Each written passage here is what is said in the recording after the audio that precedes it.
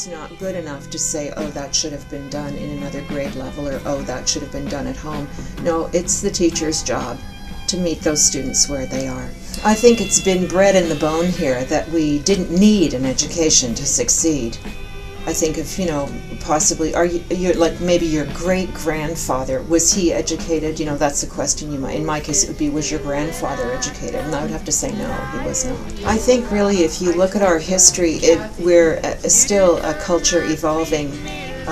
Quite recently, you didn't need even your high school diploma to get a job in New Brunswick. Now it is utterly essential for everyone to have a high school education, and many to have a post-secondary.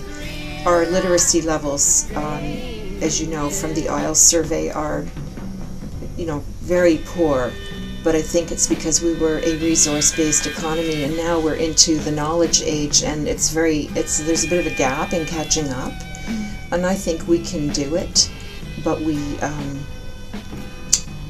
need to keep working at it on a daily basis.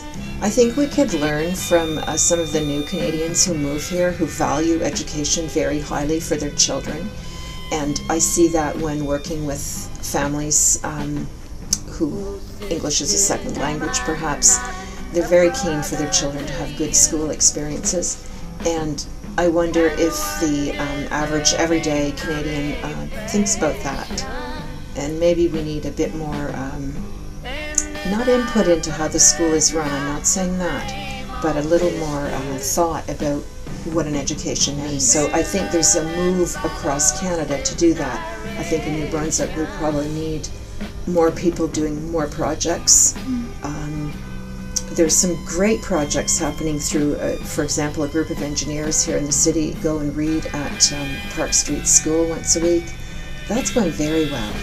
And these are not people who know how to teach reading, but they're people who love reading themselves. So I do think being a trained teacher of reading is preferable, but if not, if you're a reader and you like reading and you think it's important, share it with kids, like the hockey coach in Moncton who's doing boys literacy after the game.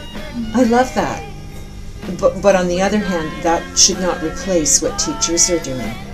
We do many activities for adult learners and family literacy, which is key.